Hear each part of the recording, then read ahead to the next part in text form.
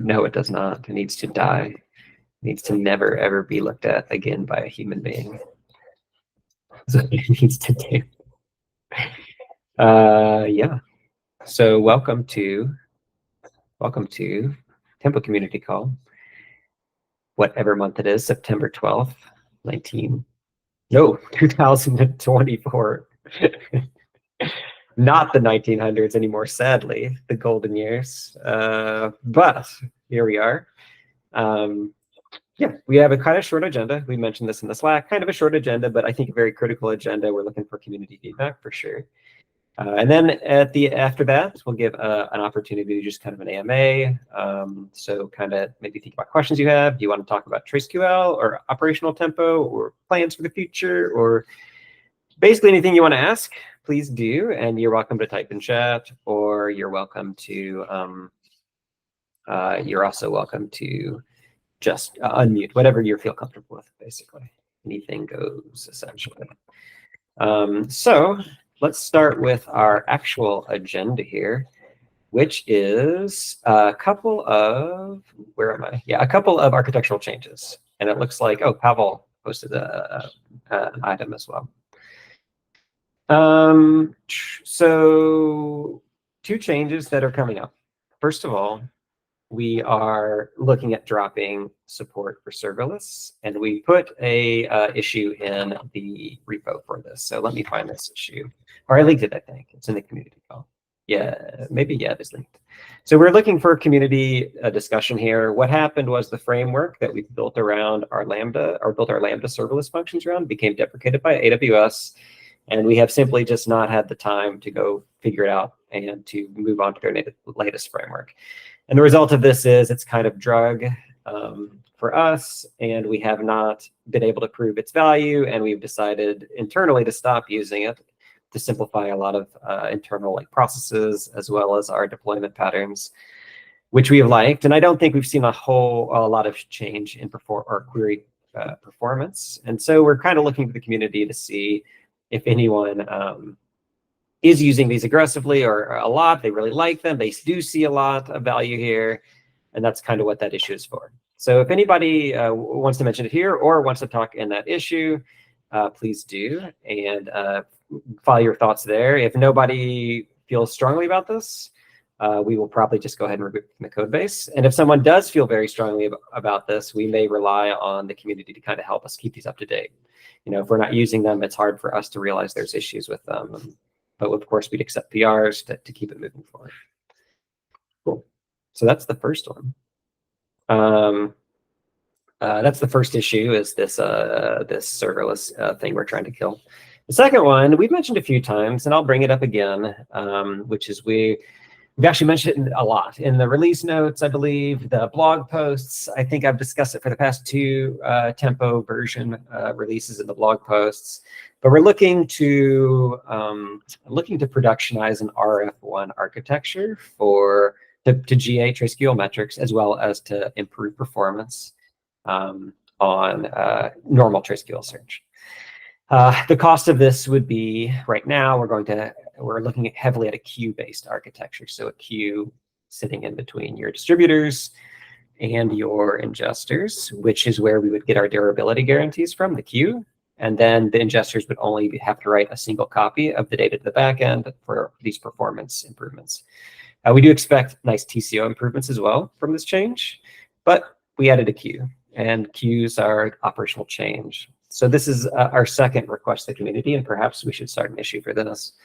But I don't know how concerning it is to people to hear you might need to run Kafka or any of the many different Kafka API compatible alternatives, right? So a lot of clouds have managed Kafka. There's a lot of other products out there that support the Kafka API and do the same things, basically.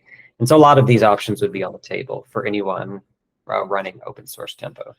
We would likely update the Helm charts to just kind of deploy a small Kafka in there, and it would be on y'all to manage and operate this new component, basically. So I kind of open the floor to that as well. maybe we should write an issue. Marty, can you throw us together a real quick issue for comment on a queue-based architecture, if you don't mind? Sure, absolutely. Thank you. So we'll get that in the chat and the doc as well. So I'll open the floor up. We would be glad to discuss either of those two things if there are concerns there. Or, yeah, I'll open up for AMA generally if people want to talk about any kind of question about tempo. I'm interested in asking about the queue-based architecture. Yeah. One thing that by the way, I'm from HubSpot. We've been using Tempo for about 9 months. It's been great. So kudos to y'all on the great work. One of the things that drew me to Tempo over other architectures was the simplicity of it, and like the fact that the only backend was S3 and like there wasn't a Kafka dependency. Can you speak to, like, are you worried about the like operational load increasing? Like when you're operating the enterprise cluster, have you thought about that, like having the Kafka dependency, or is that not really a concern? We have, absolutely. Like it solves some very serious problems for us, which is why we're considering it. But I mean, us like bringing this to the community is us worrying about essentially it working for everyone else. You mentioned the enterprise. Are you all on enterprise Tempo, or are you all using open source Tempo? We're on open source. Okay, cool.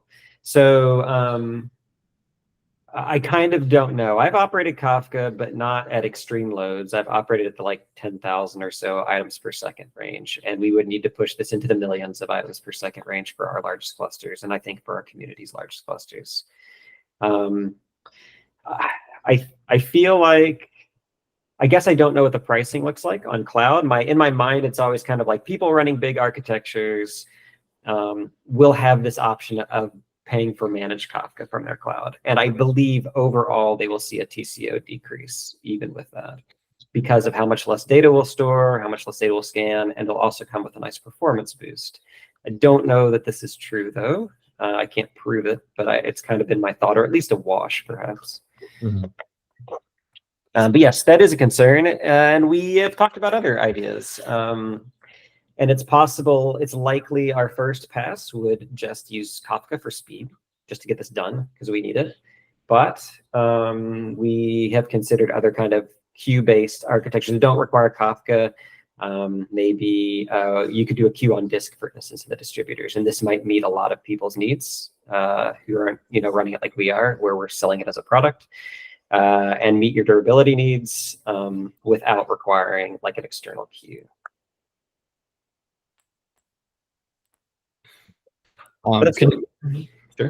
Can you point me to any resources about the like benefits that you've seen so far of shifting? Is there like anything in the Slack or GitHub about that? I don't think I can. Maybe in this issue that Marty just posted be a good place for us to start accumulating some of that knowledge. Sure. So one of the primary drivers here is TraceQL metrics are currently kind of best effort because they are based on an RF1 architecture. And we want to make them GA. We want to have them, give them the same durability guarantees that TraceQL Search has. And that requires us to find a way to productionize RF1, and this queue-based pattern is kind of the path we've decided to take. And then, of course, you'll be searching significantly less data on TraceQL Search, so you'd see like performance improvements there as well. So that is why we are going with this direction, as well as in our largest clusters, we expect a serious TCO improvement, because just running fewer ingestors is one of our most costly components. Running fewer ingestors, running fewer compactors, significantly fewer compactors. I think maybe even no compactors. There's possibly a compactorless future for Tempo with RF1. So I think these things are what catch our eye. And then we just feel like with some confidence, we'll be able to operate Kafka. Having said that, we recognize not everyone wants to do that. But not everyone wants to operate Kafka and wants to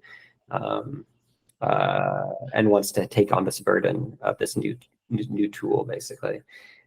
Loki is looking at a similar change where they do not use Kafka. So we are kind of eyeballing that. Mimir has made a similar change where they are using Kafka. So we're all kind of moving this direction, sharing ideas, and I think there's a lot of different paths we can take here. Like I said, though, I do think the very first push will be a queue-based Kafka-style architecture, and maybe we look into ways to relieve that for those people who don't want to run that. Thanks, Joe. Cool. Thank you. I appreciate the questions, and it's awesome to hear you're using Tempo. And I recognize I resonate with what you said at first. You were drawn to Tempo because it's, oh, I only have one dependency, object storage. And we recognize that a lot of people feel that way, and that's why we're trying to have a good discussion here about this change. Cool. I do see a couple questions in chat. I have a simple question. Do I need to enable some config in order to use event.exception.attributes or whatever? So doing event-based search, which was added in 2.6, the only thing you need, or the only kind of restriction here once you're on 2.6, is it can only occur on vParquet 4 blocks. So when you first roll out 2.6, you probably have all vParquet 3 blocks if you're using defaults. And Tempo will start creating vParquet 4 blocks, but your retention, your history will be mainly vParquet 3, and they'll slowly fall out of retention. So the exception search, or the links, the arrays, and the events searching is all dependent on vParquet 4. So basically, those queries will only work on your recent data until we phase out the vParquet 3 blocks because they fall out of retention, and then those queries will work across your entire retention. So you don't have to change anything, but you do just have to be patient to query your entire retention as the vParquet 3 blocks disappear, essentially. And Marty is asking to find me in a turkey hat from the AI assistant, which is totally useless. And then, okay, thank you for the links. And Sergi, apologize if I messed up your name. What's your initial estimation in regards to the timelines for the Kafka queue-based architecture in the 1, 2, 3, how many releases? I think, oh, Marty, do you want to take a stab at that one? Yeah. You're kind of involved in this. Yeah, Mario and I are actually, we've been talking about that this week. I mean, I don't have a great answer, but there's more that we can do than just introducing the queue. Like once we have the queue and things are RF1, it actually lets us do a lot more with Tempo. So the entire kind of like things that we want to accomplish is further. That's like a year, something like that. We're going to try to do it in small steps that make sense for backwards compatibility, transition, and migration. It's not going to be something like you install a release and everything's broken, right? Like that's what we want to avoid. So yeah, I don't really have an estimation. So I mean, probably not this next release, maybe the one after. We might start seeing some of this. Cool. Yeah. That's about what I was going to say. I was going to guess a couple quarters, and we do about 1 release a quarter. So expect to see changes in a couple quarters. Is there some overall alignment between the LGDM stack to move all components to use? There is. I don't think there's.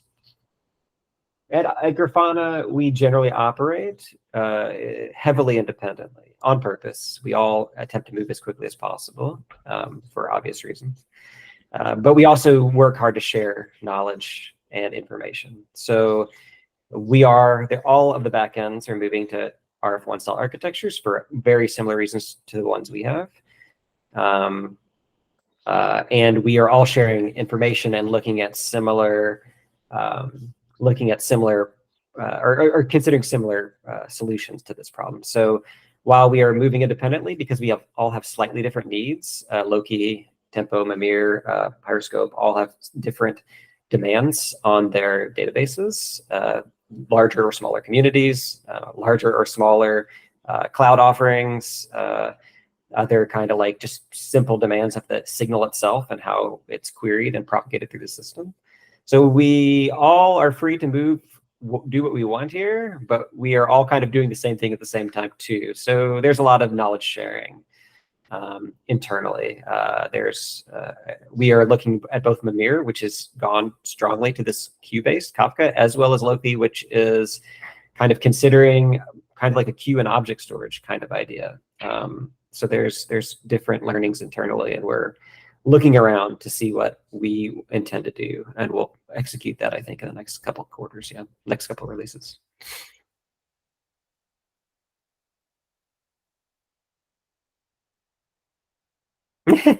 Native history. There we go. Zach, you want to talk to that at all? You did a lot of work on that. Yeah, they're pretty exciting. I'm glad to hear somebody's using them. Yeah, thanks for that. One thing we don't have a lot of right now is internal adoption, so we're going to be working on that over the next few months, few quarters. And so yeah, anything you want to report about it, feel free. File issues, send us PRs if there's improvements we should make. So thanks for the shout out. Cool. Yeah, that was one of the more exciting 2.6 features. We got some good TraceQL features in there, the native histograms, both in the metrics generator as well as the ones that Tempo itself produces. We're both fantastic. Some nice polling improvements, performance improvements. There's always performance improvements. We're always trying to do better there for sure. Okay, team. Any other questions? Again, feel free to type in chat or unmute, whatever floats your boat. So the issue I created, I kind of just threw up quickly. We'll add more information there, Yep. like pros, cons, more details. Yeah, cool. I have another question. How do you think of what's your preferred way to receive support requests or issue bug reports? Do you think of the Slack channel as more like people helping, other open source community helping other people, and prefer the TTL of GitHub because it is persistent longer than 90 days for more bug report stuff? Or how do you think about that? Yeah, I think you hit on some of the important things, right? So Slack, I think, is great for informal discussion and for the community helping each other with I just started and I'm trying to figure this out. Can you point to some basic ideas, help, that kind of thing. For if you're seeing some actual issue or looking for help with tuning, then yeah, GitHub issue is better. You're right. It archives it longer, makes it searchable, findable for other folks. So we do prefer that. GitHub discussions, sometimes people throw those in if it's not quite an issue, nothing's broken, but they're maybe just looking for help to understand some element of Tempo. The GitHub discussions work pretty well. And then we also have a forum, but I don't know if anybody really participates on the forum. I apologize for that. We are stretched pretty thin between GitHub, tracking GitHub issues, as well as Slack, and doing our best to respond to folks in those two channels. So yeah, I think you got the right idea in terms of where to post the right kinds of questions. Okay, sweet. I'll post something on GitHub later this week, maybe, I think. Sure. We do our best to answer. The more details you can give helps a lot. Sometimes people post it doesn't work, and I'm like, yeah. What doesn't work? I don't know what to tell you here. Here's some links to docs. So yeah, any kind of additional help, like screenshots, details, logs, metrics, all the stuff. Any research you can do will help me and the team answer your questions quickly as possible. Sweet, thanks. Very cool. Oh, we got another question. I think Zach can probably help with this. Histogram question. Zach, are you up for that one? Yeah, I was just finding some docs. Ooh, somebody beat me to it. Okay, cool.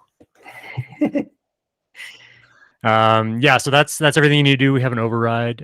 We can produce classic histograms, we're calling them. We can do native histograms, and we can do both. The both is there for a transition period, so it will be more expensive slightly, but you probably won't even notice it, to be honest with you. And then as soon as you make the transition in your dashboards, there's a visualization doc I'll paste here in just a sec, and that will show you what queries to update in your dashboards. And then once you make that transition, then you can stop using both and you can just migrate to native directly. And that should satisfy what you're after. Cool. So anything else? You can, what are our hobbies? What are our favorite silly hats? Apparently that's a thing at Grafana. I don't know how that happened.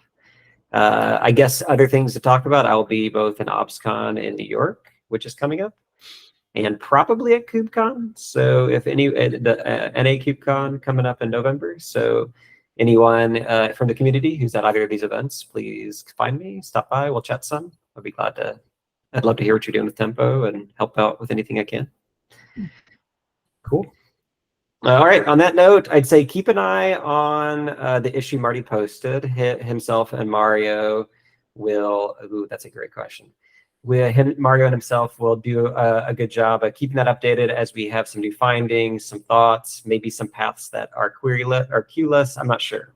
I will be honest and say our primary motivation is to meet our needs of reducing TCO and GAing trace-scale metrics and improving trace-scale performance. But we are absolutely listening to the community and looking for paths for you all as well. When will the Traces app be released to OSS? Man, is it this week? I don't know if I should say that. Is it next week, Ken? Next week. Don't tell anybody. It's a secret, but I think it's next week. I think it's the week before the event. Kim, you probably know better than I do. Do you know the schedule? I think it's next week.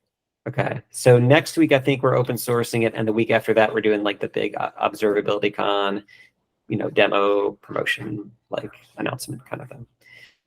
So you should see, once the repo appears, I'll absolutely check it in the community Slack. I'll throw it in that Tempo Slack so people can give it a shot. We would love some feedback on it. We spent a lot of time on it.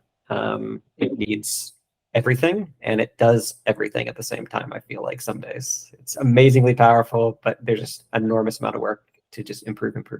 So all the feedback from the community would be greatly appreciated. Is app with traces, that does mean Traces Explorer. That's correct. I'm very excited about this because I think it shows off a lot of the features in Tempo that are difficult to find without being kind of like a TraceQL master. A lot of folks, get intimidated when they see language. 100% understand. It's hard to just walk into a new language and realize all its capabilities. And I think this app shows you that a little bit. Like, oh, I can do all this with Tempo. Maybe I can go learn some TraceQL too, and I can both learn through the app and improve my ability to query directly. And yes, Traces Explorer is very exciting. The last 2 community calls have demos, 2, maybe 3. Last 2, you can see the progression there. And then, yeah, next week, fingers crossed, it will be released. And in 2 weeks, if you're in New York, come find me. I will be demoing live demo in front of too many people, I'm sure. Cool. Anything else? This has been a fantastic call. I appreciate the questions. Appreciate everybody, jumping in here and asking good hard questions about this transition we're making to the Q architecture. We want to hear you, and we'll get that issue rolling. So we make sure everybody gets a voice. All right, everybody, enjoy your all's day. Take care, and it was fantastic seeing y'all. We'll see you the next time. Bye, everybody. Bye, folks. Oh, hey, there's one more. Yeah, hey, we can we can chat about that. This is something that I could help you with. So the generator replicas are only for the recent data. They serve metrics queries for the past 30 minutes, whatever you're configured for. If you want to scale up performance beyond that, it's actually on the queriers. But other things to look at are just general query performance. So you look at the Parquet dedicated columns, look at any flush sizes, things like that. These are details that we can dig in on the Slack, in the community Slack. If you want to ping me there, we can dig into those there too. Cool. Okay, cool. All right, thanks. Bye.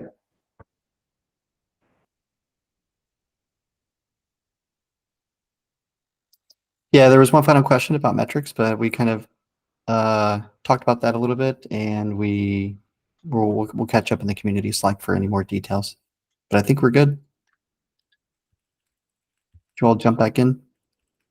Okay, bye.